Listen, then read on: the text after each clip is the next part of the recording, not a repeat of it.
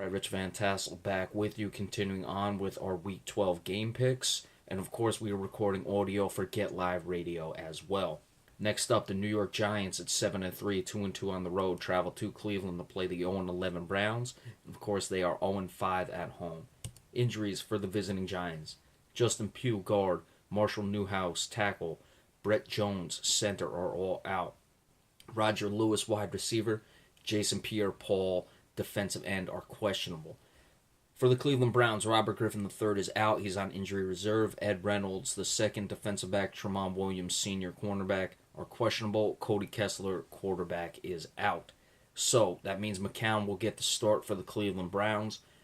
Does it really make much of a difference? They have no consistency from their quarterback play at all this season. So is it a downgrade? Is it a benefit? Who even knows with the Cleveland Browns at this thing? It's just become such a mess there in Cleveland. For the Giants, looking at these offensive line injuries, that's really concerning to me for the Giants' hopes in winning this game.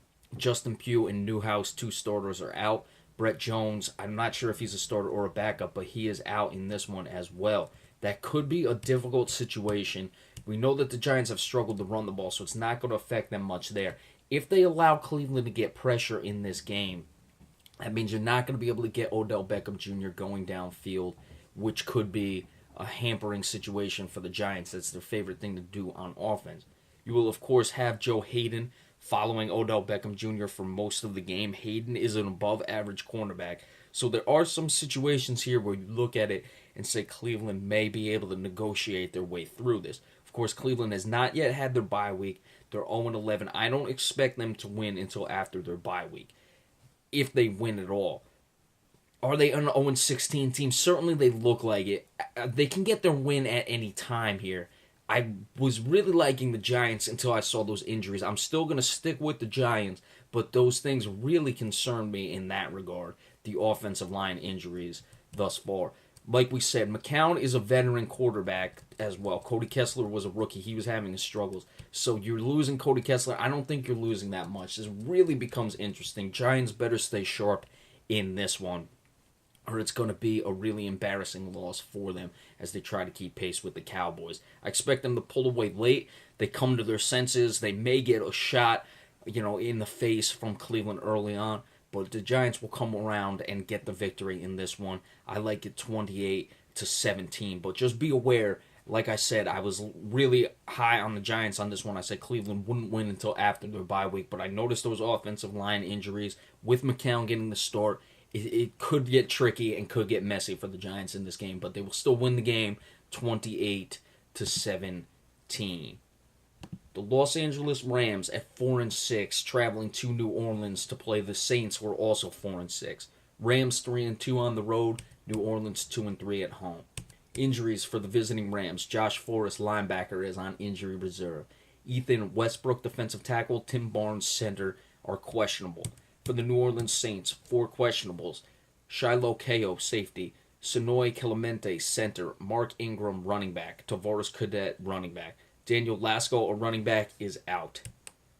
Basically an elimination game in this one. Both teams at 4-6. It's going to be difficult to make the playoffs as is. Los Angeles has less of an opportunity because they really have no shot to win their division. The Saints still have a shot to win their division. They would need to really win this game to have any hope of that, but a loss wouldn't make it necessarily drastically impossible. They would have a hard time if they lose. New Orleans, that is, coming away with the division. The wild card's still up for grabs somewhat, but the loser of this game will really be out of it come the wild card. Case Keenum, of course, the top passing leader for the Los Angeles Rams. He will not be playing. Jared Goff will get his second start. Goff, a very simple, very vanilla game plan last week. He did all right. His team really let him down at the end. That's a tough loss for the Rams that they gave up to the Miami Dolphins, allowing them to score 14 points late. They'd be right in this situation. Let's see what Jared Goff brings this second week. If he opens it up, finds Kenny Britt, the top receiver for the Los Angeles Rams. Los Angeles' secondary is probably the strength of their team. They're going to have to be against this potent New Orleans Saints offense. Breeze, almost 3,300 yards through 10 games. 26 touchdowns, 8 interceptions. He's playing very well. Brandon Cooks, top receiver, a guy who's very fast, so he may be able to exploit and get over the top of that Los Angeles secondary. We'll have to see how that goes. The running game with some questionables and one being out. I'd expect New Orleans to throw the ball a lot. However, I think that actually may benefit Jared Goff, assuming that New Orleans has some struggles in the passing game, which I expect, because I like Los Angeles' secondary enough. I think that'll limit the time Drew Brees has the ball, allow not Case Keenum, allow Jared Goff his time, get something going. Let's see if they can establish Todd Gurley, who's over 500 yards, but he's really struggled. Keep the ball away from Drew Brees and maybe give Los Angeles a chance. I'm going with the upset on the road for the Rams in this one. I like 27-23 the Rams over the New Orleans Saints. I just have a feeling about this one. The San Francisco 49ers 1-9, 0-4 on the road, losers of 9 straight, traveling to Miami to play the Dolphins, who have won 5 straight. They are 6-4, 4-1 at home. Miami is right in the thick of the playoff race in the AFC. For the 49ers, injuries. Eric Reed, safety, is on injury reserve. The rest are questionables. Quentin Dial, defensive tackle. Torrey Smith, wide receiver. Jimmy Ward, defensive back. Aaron Lynch, linebacker. For the Dolphins, Kenyon Drake, running back, questionable. Jelani Jenkins, linebacker, and Mario Williams, defensive end, are also questionable. Xavier Howard, cornerback, Brandon Albert, offensive tackle, are doubtful. Miami better be focused on this one, not be, resting on their laurels for this one. Winners of 5 straight, saying, we got San Francisco, west to east, 1 o'clock start time coming into our building. Miami's in no position to do that. This is a game you got to step on San Francisco 49ers early and make sure they don't get up. Like we said, there's still 6 games left. Even as bad as it's been for San Francisco, they're not going to be packing it in just yet. There's too many games left to say, we quit and, let the other teams just beat us around. No, they can't do that. If there were 2-3 games left, I'd say, San Francisco was mailing it in. Despite that travel, they're going to come out. There's no way this team wants to keep getting pounded the way they've been.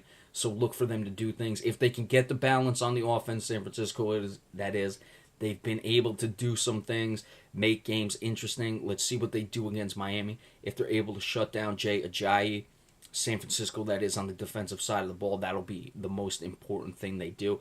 Tannehill's going to have to keep this team focused. He's going to have to make plays. He can't come out lazy. I think Miami will get the win, but watch out. Do not think for 1 second that this is just a cakewalk game. It should be a cakewalk game, but if you start thinking that way and you're the Miami Dolphins, you'll get beat in this one. Dolphins 28-17 over the San Francisco 49ers. Next up, San Diego Chargers at 4-6, traveling to Houston to play the Texans, who are 6-4. Texans are 5-0 at home. They're just really struggling on the road. Injuries for the San Diego Chargers. Jatavis Brown, Asante Cleveland, Brandon Flowers, a linebacker, tight end, and cornerback are all out. Travis Benjamin, wide receiver. Jeremy Butler, wide receiver, are questionable. For the Houston Texans, of course, J.J. Watt is on injury reserve. Jay Prosh, fullback, questionable. Alfred Blue, running back. Tyler Irvin, running back. John Simon, linebacker, are out. I look at those injuries to the running backs. Lamar Miller is having a good year, but if he's shut down and maybe needs someone else to pick up a bulk of the carries for Houston, they would be in trouble in that regard. A lot's going to be placed on Lamar Miller in this one. He's having a good year because Brock Osweiler is not. Very disappointing, the 12 touchdowns to 10 interceptions. You look on the other hand, Phillip Rivers, almost 3,000 yards, a little over 100 yards shy of that mark. 20 touchdowns to 11 interceptions. Brock Osweiler has really disappointed, as well as DeAndre Hopkins. The passing game has not been there for the Houston Texans. However, Houston has been invincible at home. I don't see San Diego being able to keep pace. Give the Chargers credit for not completely being terrible this year, but their playoff chances essentially end today as the Houston Texans come up with a win fairly easily over the San Diego Chargers. I like 34-23 for the Texans in this one. All right, so we'll be back in just a little bit and give you the remaining games. There's 4 left. We'll do that in a few. Remember, we appreciate all subscriptions, so be sure to do that. And we'll see you in just a little bit. Thank you all so much. Have a good one.